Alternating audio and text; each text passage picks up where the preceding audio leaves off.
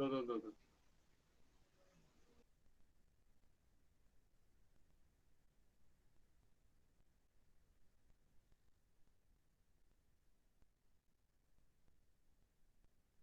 You're gonna go. Sorry.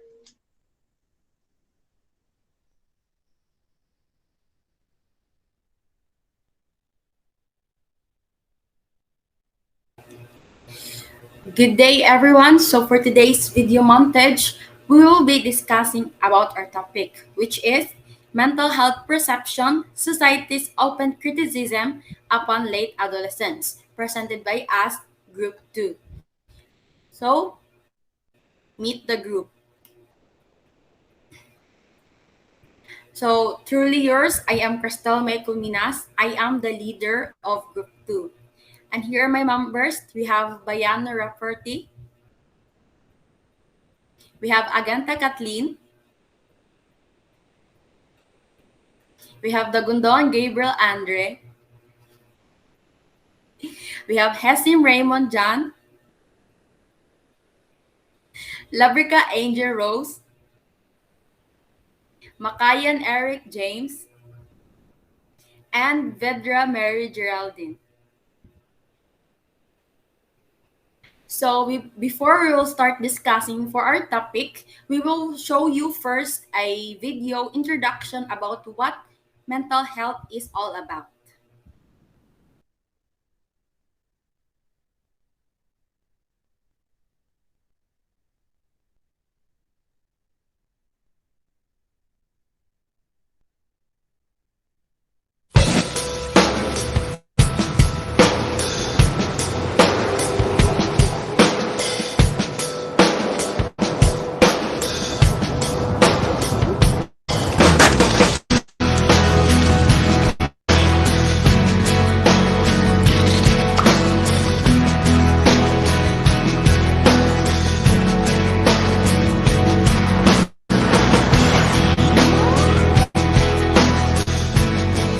It's never easy to describe exactly how we feel. Our emotions, our thoughts, our view of ourselves, they constantly change. How can you put into words what it's like to be you, or what's happening inside your head? Mental health doesn't just mean you don't have a mental illness. It's about having a sense of purpose, getting involved with things, coping with stress and setbacks, forming close relationships, and being in touch with your own thoughts and emotions. But that's not always so easy. Pressures at home or school can get in the way and things seem chaotic. One bad day can turn into two, then a week, a month. What you used to think was under control suddenly feels like it isn't. You keep waking up tired, your chest feels tight, your head aches, you break into cold sweats. You turn things over in your mind. You feel sad and angry more and more. You can't sleep. You can't concentrate and remember things. You might have unusual thoughts and worry too much about what people think of you. If symptoms like this continue, it could mean you have a mental health issue. Fortunately, you're not alone. Globally, 1 in 5 young people experience a mental illness at some stage. Humans weren't really made to live the way we do now, in huge high-rise blocks of flats with people hanging over their shoulders and surrounded by all this noise and things. So life makes us anxious. There's so much more to do these days. There's so much more to keep up with. Humans are perfect.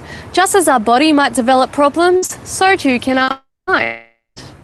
More common mental illnesses are depression, stress and anxiety, phobias, eating disorders, obsessive-compulsive disorder, bipolar or personality disorder, post-traumatic stress disorder, and schizophrenia.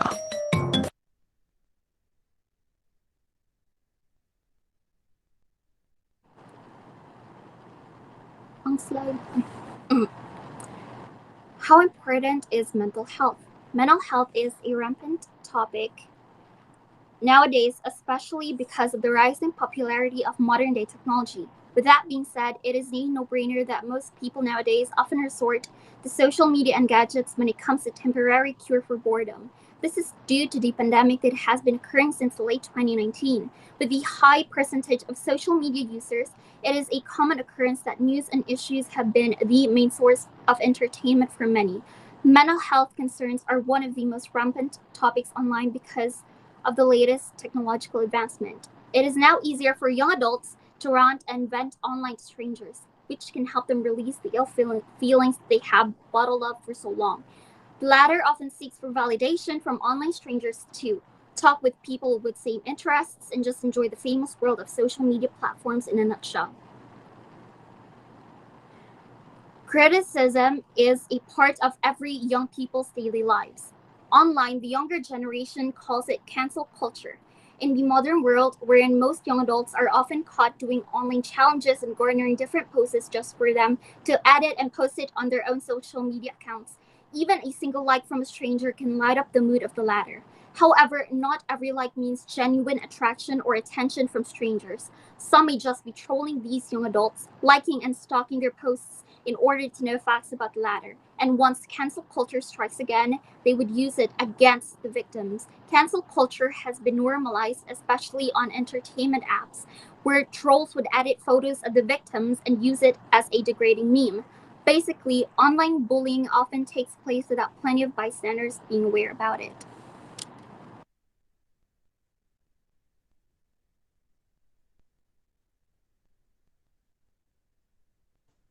Having low self esteem, depression, anxiety, and stress, psychotherapy. When we say low self esteem, it is when a person is unsure of who they are and what they are capable of. They frequently feel incompetent, neglected, or weak. People who suffer from low self esteem are always terrified of making errors or disappointing others. This problem is very common all over the world, but let's not make it a joke because this is one of the serious problems that also need guidance.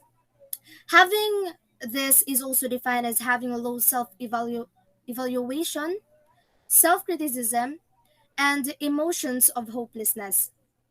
This problem could also lead to another problem that some of us already experienced, which is the depression, anxiety, and stress. These three are always together, and in other words, they are a combination of each other. There are some cases where the reason why they have this problem is also because of the parents themselves. Having frigid parents is the one who's damaging a person's well being. The person themselves will see that they are worthless, unworthy, and untrustworthy at the same time. This problem could be treated as well through psychotherapy. Psychotherapy is a broad term for treating mental health issues through consultation with a psychiatrist, psychologist, or other mental health specialist. That is why there are some of them in the country that helps more people that are suffering from this problem. From these problems. Yes. Emotional well-being issues remain prevalent among the more youthful age. The mental health of young adults should be taken seriously. Seeing that it can affect lives, young adults are no exception. People need to understand that mental health matters even if they're not adult yet. Many people in today's generation take the mental health of late adolescents for granted and later on feel regret about it, especially their parents.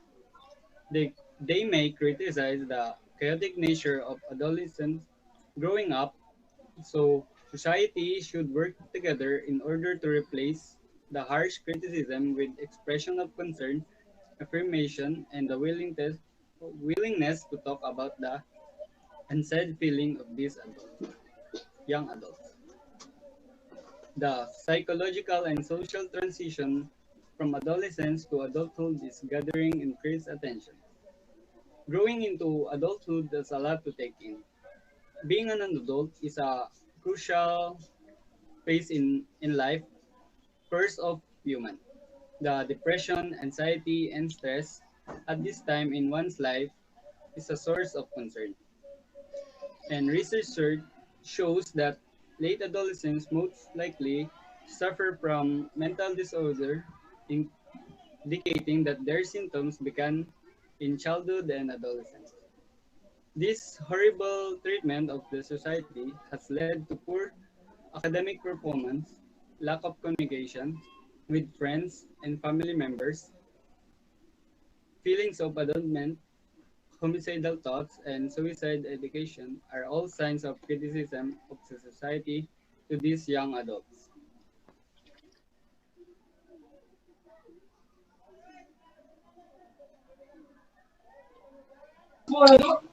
Mental health impacts among health workers. Health workers facing stigma, those with a history of medication for mental health problems, and those reporting inadequate precautionary measures in their workplace were more at risk of developing mental health outcomes. A 2009 research found that health workers were more concerned on patients' physical health than their mental health. Working with people who self-harm gives medical trainees experience talking to young people in distress and allows them to develop a compassionate and non-judgmental approach. The qualities of a healthcare professional's evaluation can influence suicide risk detection and response, with a compassionate approach being by the far the most beneficial and potentially life-saving because patients are more likely to disclose suicidal thoughts. Effects of criticism among late adolescents. Adolescence is also even more liable to criticism as their imbalanced brain maturation makes them at risk or stronger mood changes and fewer effective emotional regulation. Identifying which adolescent subgroups are more vulnerable than others can be of great clinical relevance. Most research conducted focuses on the explanations for the declension of the mental state of young adolescents, and also the aftermath of the latter, but had not sought to explore and explain the particular accounts of young adults with a history of mental illness, thanks to negative societal criticism and judgment. The general purpose of this study is to check and understand more about the negative of daily societal criticism on the physiological state of young adolescents. Thus, this study also provide awareness of the intense internal conflicts caused by the fatalistic effects of heavy criticism and judgment, intentional or not.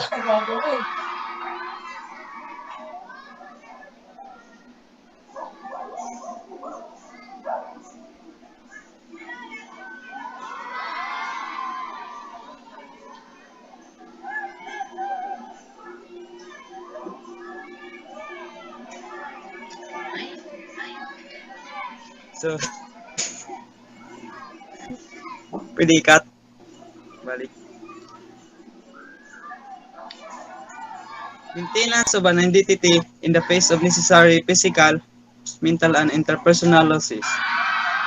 Just as physical fitness help us body to stay strong, mental fitness help us to achieve and sustain a state of good mental health. When we are mentally healthy, we enjoy our life and environment and the people in it. That's why we need to maintain our interpersonal communication to learn new things and take rest.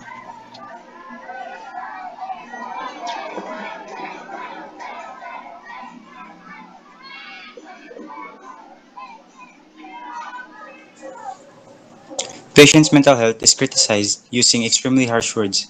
Interdependent self-control lessens the influence of internal self-criticism on depression.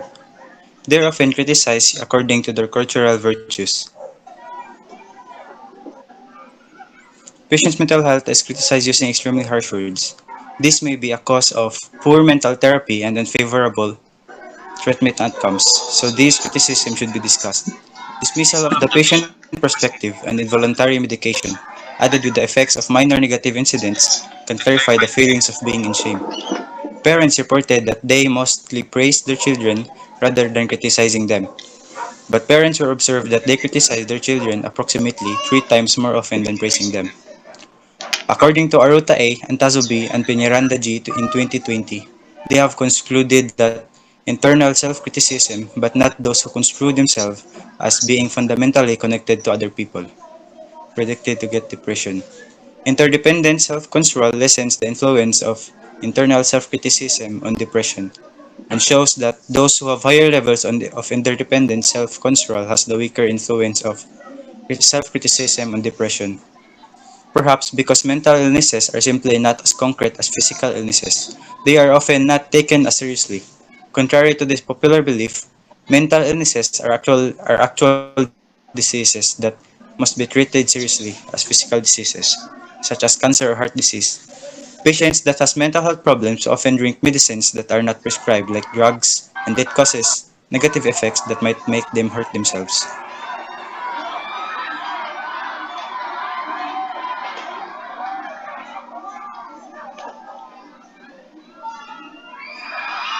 Barriers and facilitators to young people seeking help for mental issues. According to Rickwood et al. 2005, they discovered that the most significant hurdles were a lack of emotional competence, negative ideas about requesting help, and stigma. That is why depression and anxiety are the most common problems adolescents are facing. Young people not seeking help.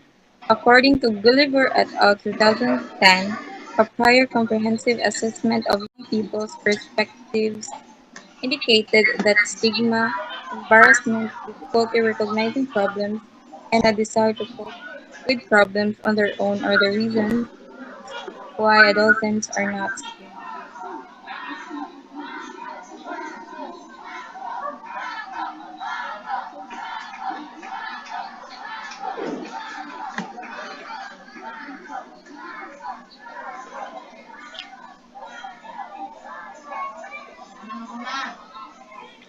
Even though these two countries are categorized by cultural differences, Japan and UK have different cultural commonalities, and as we know that both of them are known to have a shame culture.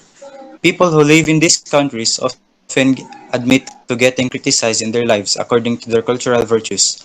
While getting criticized can lead to social conformity. This negative effect damages our mental health and well-being.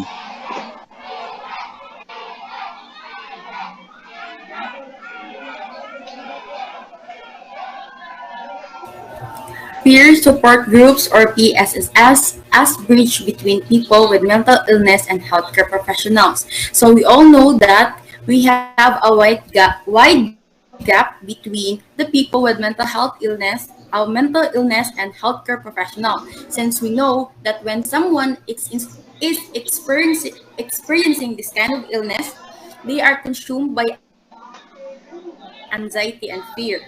The fear of talking talking about their experience and being labeled as crazy, the fear of being judged and criticized by the society, and the fear of admitting to themselves that they themselves are having that kind of illness. So as peer support groups being bridged, peer support in mental health has is also a support in mental health, and it is being characterized in a variety of ways in the literature, but it is simply defined as the assistance and support that people who have lived experience with mental illness. PSSS have been there for centuries, but it has only been in the last few decades that they have formally evolved, matured, and became a vital element of the healthcare system. Peer support in mental health has been the subject of much debate in the literature, despite the fact that many authors have underlined the critical relevance of including peer review. Other research implies that incorporating PSSS into healthcare systems has only neutral effects, with a possible waste of money in order to inspire hope, increase involvement, quality of life, self confidence, integrity, and minimizing the load on the healthcare system. But despite all the negative feedbacks from other researchers, the PSSS or the peer support groups has been increasing the international trend into addiction, mental health services, and major sections of the existing research support of the inclusion of peer support workers in the mental care profession. I- Uh, they are not discouraged by the negative feedback. Instead, they are being inspired to make more or more to recruit more peer to support the people with mental illness. Only with the collaborative efforts and continued support and participation from all healthcare practitioners, managers, and other stakeholders would a comprehensive PSSS in healthcare be feasible and maintainable. And as a ordinary people of the society, we should have this kind of mindset. Instead of criticizing and judging those people who have this mental illness, we should embrace them and help them accept that this is the reality, that this has happened to them. And by helping them to get a consult from medical doctors or from professionals. And before we will end this video montage, we have prepared also a video about breaking the stigma about the people with mental illness.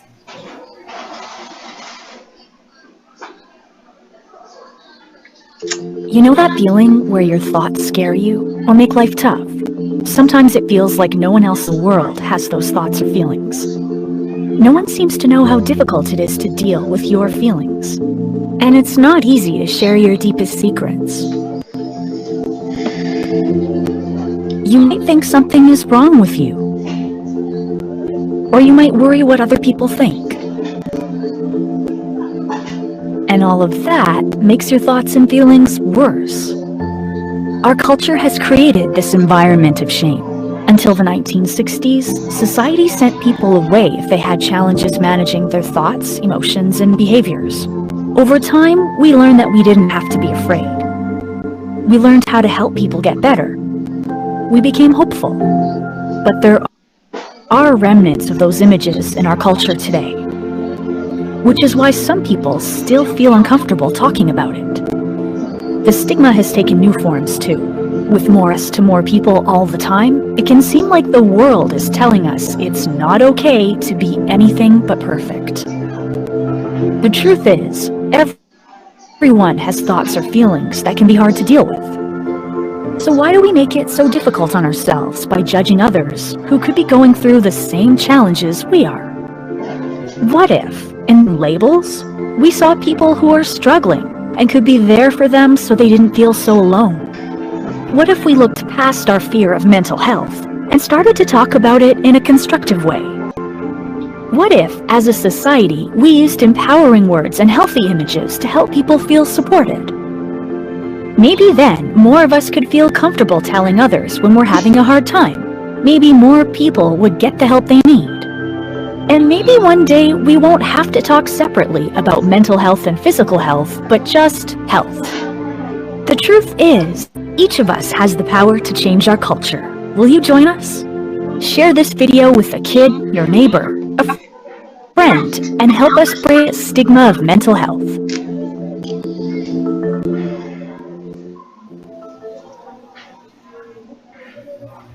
And that's all for our video montage. Thank you for watching, and I hope you have learned something about our topic, which is mental health perception, society's open criticism upon late adolescence. And don't forget, we should embrace those people with mental illness and not judge them.